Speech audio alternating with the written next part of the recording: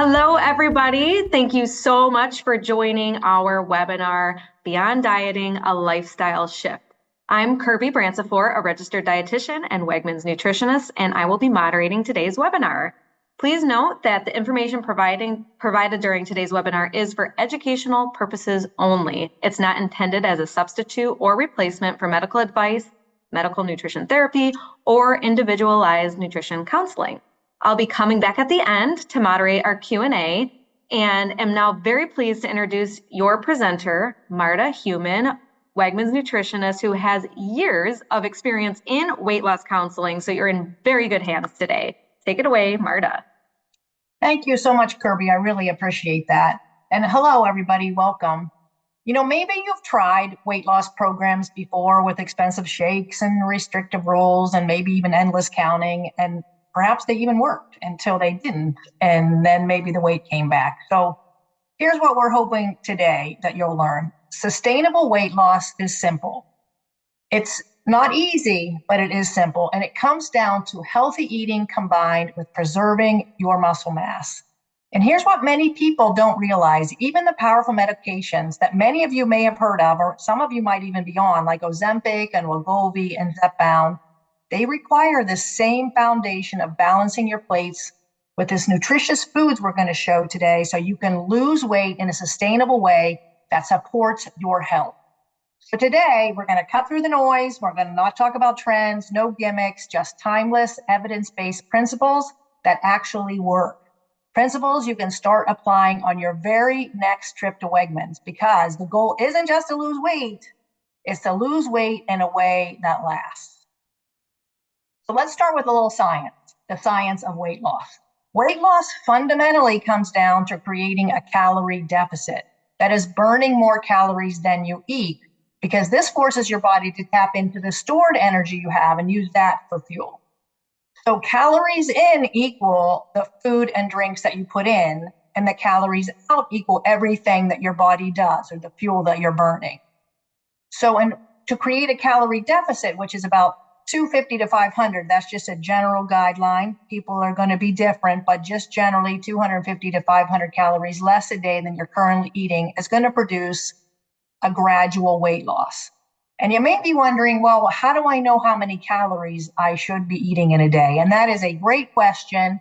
And everyone on this call today is at a different level, so there's no way that I could tell you. But the government, the NIH, has made a wonderful body weight planner. And you can go on to that site. We're going to put the link over into the chat, and you can click on that, and it'll tell you how many calories you currently need to eat to maintain your body weight.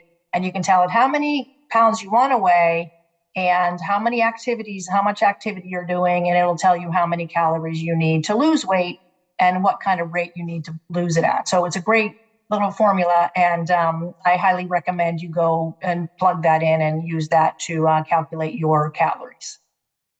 So how does your body burn calories? Well, just by living. That's the biggest chunk. Breathing, your heart beating, your thinking, your brain uses a massive amount of calories. Keeping warm, keeping cool, moving around, walking, exercising, fidgeting, me moving my hands right now, talking, those are all burning calories. And even digesting your food burns calories. And I do want to say, just as a caveat here, when you're doing a weight loss program, you don't want to go below 1,200 calories if you're a woman, or 1,500 if you are a man, unless you're in a medically supervised program. You really want to be careful with that. And the reason to not go below those calories is it's really hard to meet your nutrition needs if you're going below those levels. So keep that in mind as you are doing a program. So remember a couple of slides ago, I said that losing weight was simple. Well, why doesn't it always feel simple? Well, one of the reasons is that your body fights back. When you eat less, you're naturally going to get hungrier because your body's used to eating more. So you're going to get hungrier. And also, your body also adapts. So you're going to burn fewer calories as you lose weight. That's just something naturally that happens. Also, the scale can be a bit deceptive. And that's because water weight swings daily. Sometimes you go up 2 pounds, then you go down, then you're up 3 pounds, and then you're down. And that's not necessarily fat being lost. That's just water weight swinging. And so we kind of can't pay so much attention to that. Positive changes don't always show up as a lower number on the scale. That's the bottom line there with that water weight changing. We got to think about non-calorie victories. And that is if your clothes are feeling looser and those kind of things, we need to celebrate that. Most weight loss includes some muscle loss along with fat. And that is why it's really important that we do what we can to minimize the muscle loss, and for a lot of reasons. And one of them is that muscle burns slightly more calories than other tissues in our bodies do. So we want to maintain that muscle mass. And I'm going to talk more about that when we talk about protein and exercise. Another thing that's working against us perhaps is our genetics. They can play a role. So if you've been struggling with your weight your whole life, and no matter what you try, it's just, you're giving it your best effort, you're still struggling, really talk to your healthcare provider. These new medications could really be helpful to you in that scenario. So definitely that's something to consider. The bottom line, we want to create a modest calorie deficit consistently, not perfectly, but consistently over time. That's how we're going to get the weight off. And it's best to lose at a slow and steady pace instead of quickly, because that old saying that we know, slow and steady wins the race, really applies here. Because when you lose weight slowly, you are allowing yourself to learn new habits, new routines, your body's able to adapt. And you're just learning to lose weight in a sustainable way, something that you can do for the rest of your life. My experience in weight loss counseling really showed me that the people that lost weight quickly were the ones that gained it back just as quick. So really, really pay attention and try to lose weight slowly. And even if it's a pound a week, that is a really good rate to lose weight. So let's get into it here with this beyond dieting, a lifestyle shift. So weight loss is not about restrictions. I'm not going to be talking about things to cut out here today. We succeed at weight loss when we stop thinking about what to cut out and start thinking about what to build in, both with our meals and in our daily routines. So we're going to talk today about balancing our plate, the power of fiber and protein, healthy fats, smart snacking, hydration, restorative sleep, mindful eating, and moving more. And I'm going to go through these during the upcoming slides. So first, I want to talk about balancing the plate. We got quite a few questions about this in the registration, so I want to spend some time here. Balancing our plate is really important. And you can see the plate here on the slide with the vegetables up here in the green, and pretend that says fruit on there too, because you want to have at least a third to a half of your plate as veggies and fruit, a combination or one or the other. And it doesn't matter if they're fresh, frozen, or canned, equally as nutritious. We kind of get hung up on fresh vegetables, but it's okay with frozen and canned. I am a mostly frozen veggie girl, so it's okay. Protein, animal or plants, A-okay.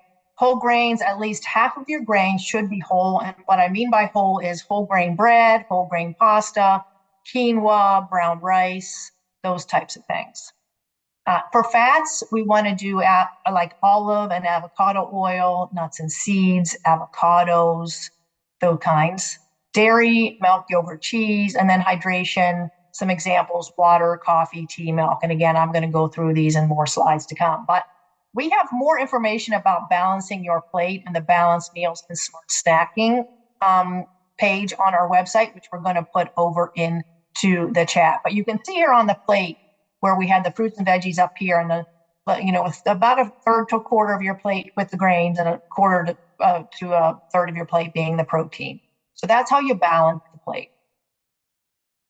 Now, the power of protein. Protein is one of the three macronutrients. Carbohydrates and fat are the other two. And you probably know protein mostly because it's for its ability to build muscle, because that's how we think about protein. However, it is really important for so many other functions in the body. You can see them listed there. I'm not going to get into them so much today because we're focusing on weight loss. But the two that are really important for this discussion today are how the building muscles part of it, of course, but also how it helps you feel full longer. because that's really important when you're trying to lose weight, because you don't want to be hungry. Feeling hungry is an uncomfortable feeling. So you want to do what you can to feel fuller longer.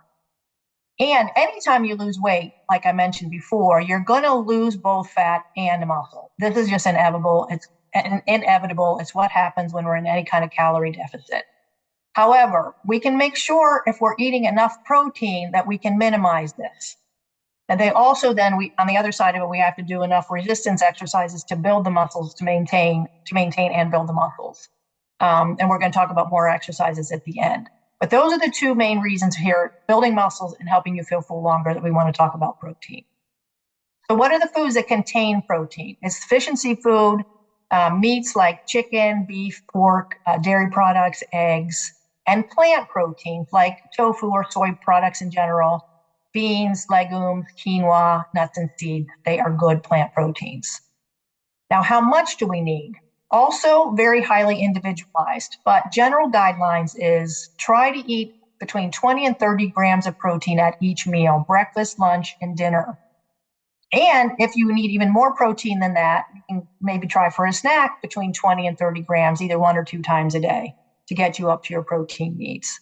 But this is something, if you want a more individualized approach, this would be something to talk to a dietitian about, or your healthcare provider, exactly how much protein you need. And we do have a protein page on our website. That link is going to be over in the chat as well. Now, some examples of some protein foods we have at Wegmans. I wanted to bring attention to the gold pan meals we have. And this is my favorite one. It's a salmon with tomatoes and capers. We've had this one for a long time, but I just love it. And our gold pan meals are so easy. They're restaurant quality meals that you just take off the wrapping and you put them in the oven. 20 or 30 minutes, they're good to go, and they're so delicious. And I wanted to bring your attention to some plant proteins because we don't think of those as much, but lentils are a great plant protein, not only because of the protein in them, but because they have the fiber to in them. The next slide, I'm going to talk about the importance of fiber. And these are steamable. They're already cooked. You just have to put them in the microwave for 90 seconds. And if you don't want to have the whole package, you can take them out of the package and just take out a portion and heat that up in the microwave too. That's what I do. Tofu is a great plant protein. It takes up the flavor of whatever you're cooking it with. So for an example, you can crumble it up and put it in a tomato sauce for like a spaghetti bolognese. And instead of using ground beef, you use the tofu. Barely anyone can tell. A new product we have is the protein pastas. They have a few more grams of protein in them than regular pasta. They're very popular. They're flying off the shelves, and they're quite tasty. And a few extra grams makes a difference when you're trying to eat more protein. And then these energy bars we have here on the slide, these are great when you're going on a hike or cycling. You have them in the car as, a snack if you're not going to be able to eat, that kind of thing.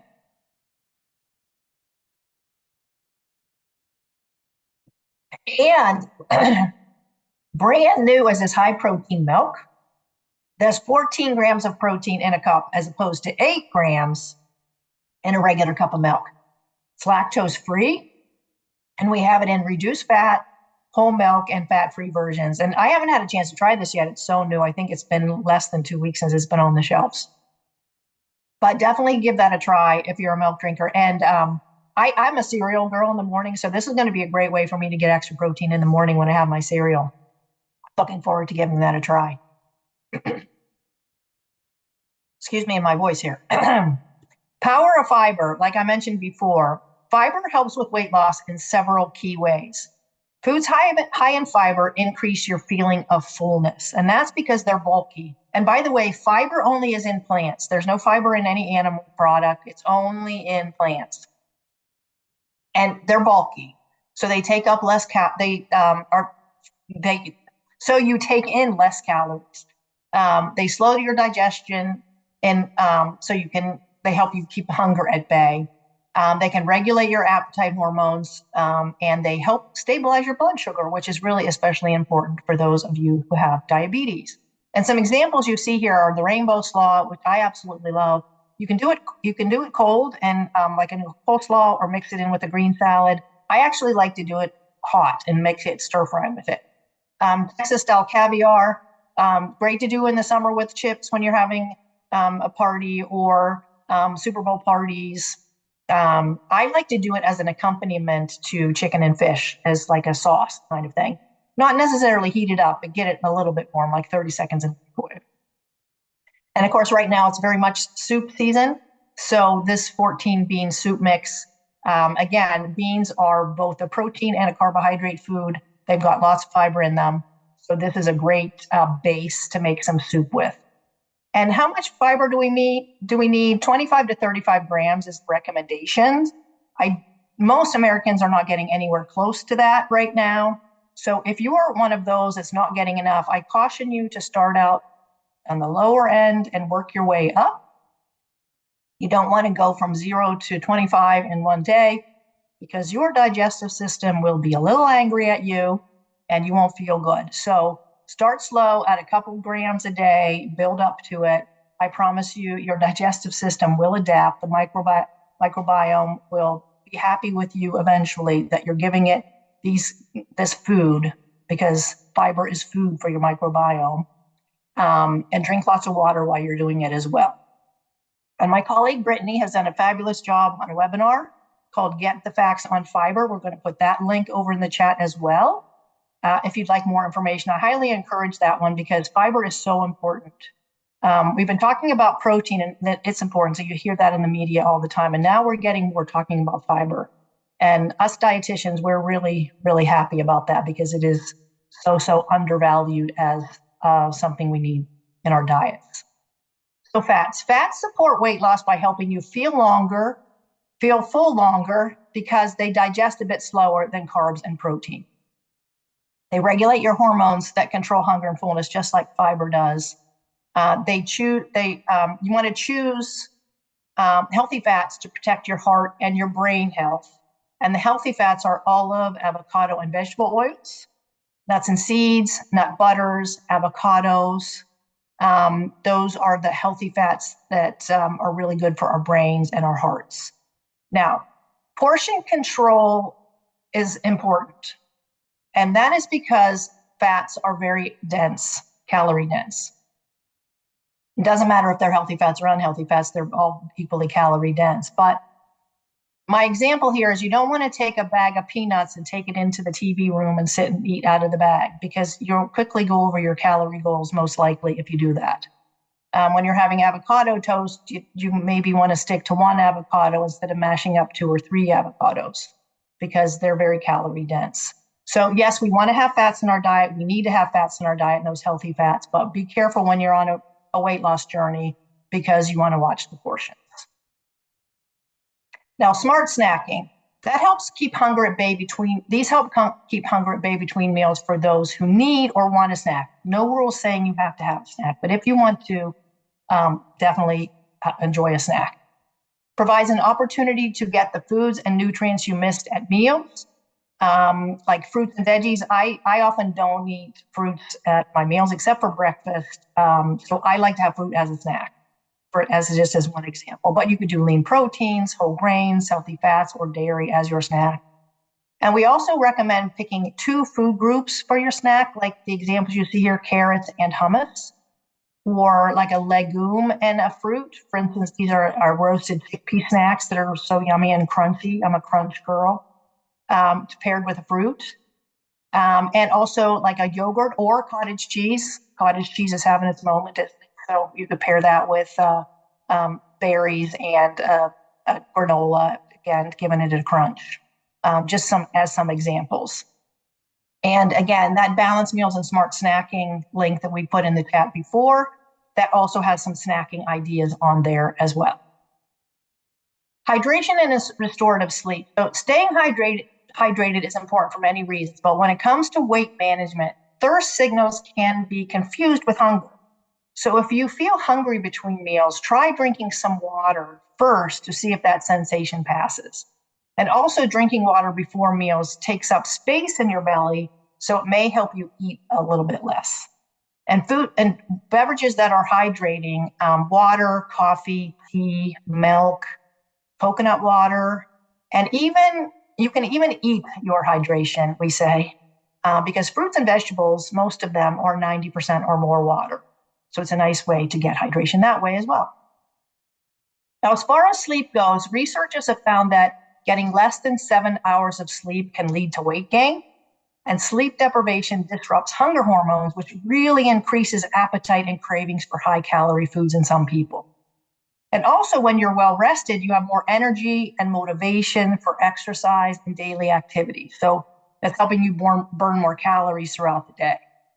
And again, we have lots more information about this. Unfortunately, I don't have so much time to go into all that today, but Healthy Hydration and Wegmans Restorative Sleep on our website. So that's going to put that link over in the chat.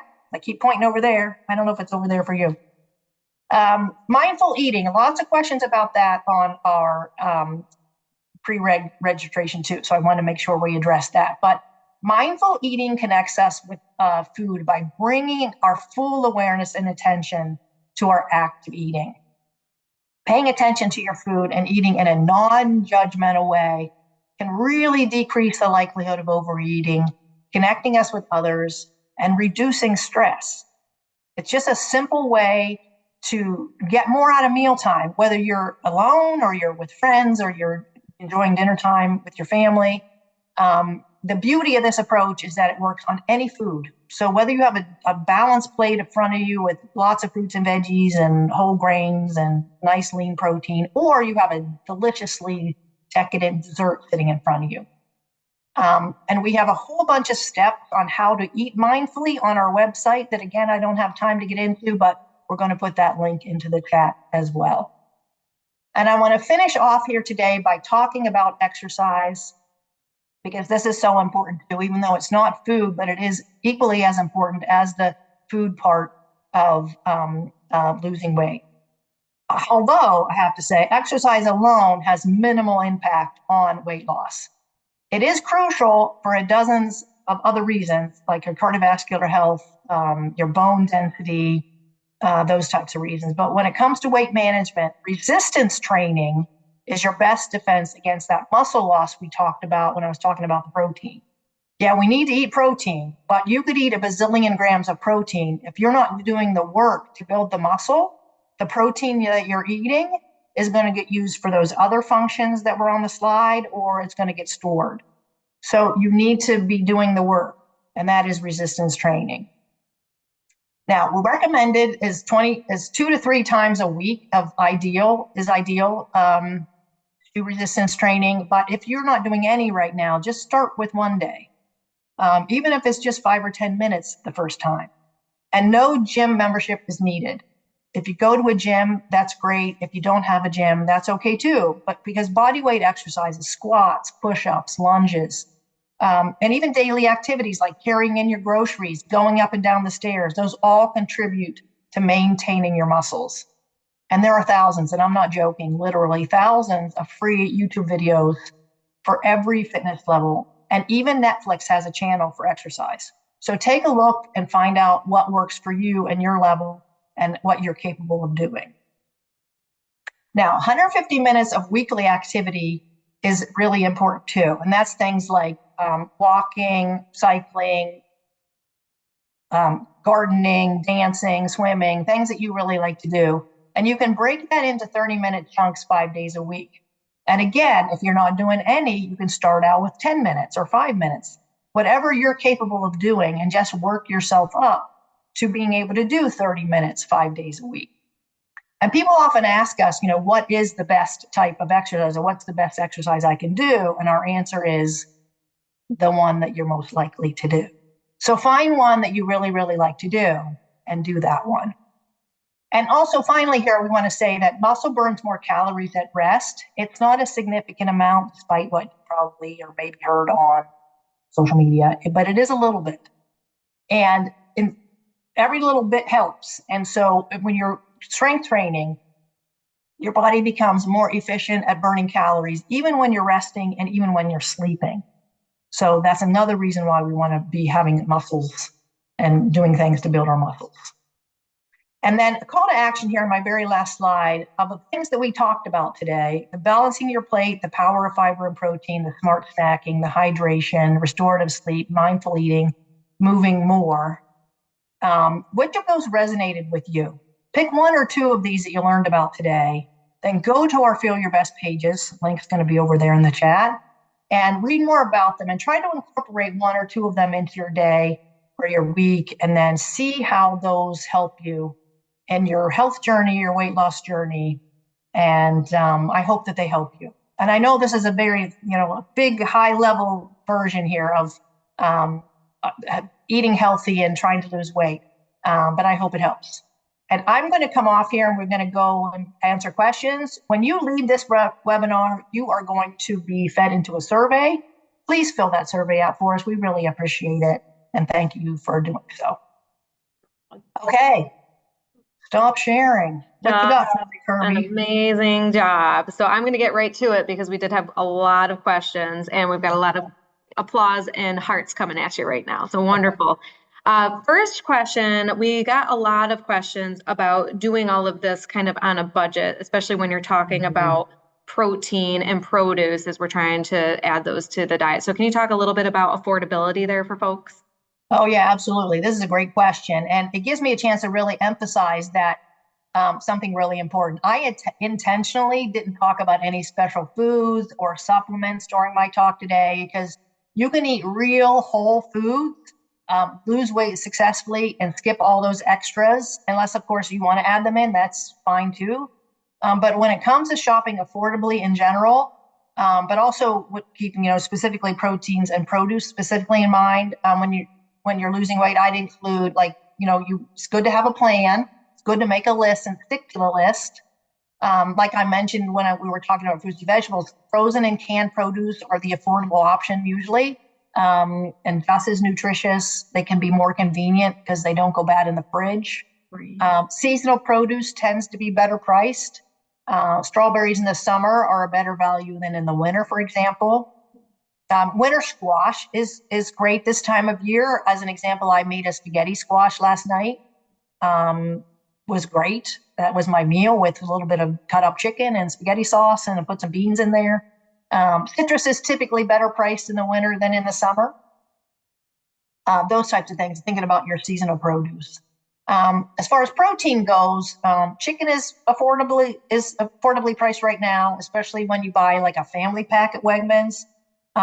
Freeze what you don't need right away, whether you cook it all and freeze it cooked or freeze it raw, doesn't matter. Canned proteins like canned tuna, canned salmon, canned chicken, also great pantry staples to keep on hand for salad toppings. They come in pouches as well. You could add a little mayo or Greek yogurt to make salads out of them. And shopping for store brands like Wegmans, because they're a better value and oftentimes more delicious. Agreed. And definitely, let's not forget about Wegmans Hot Zone pricing.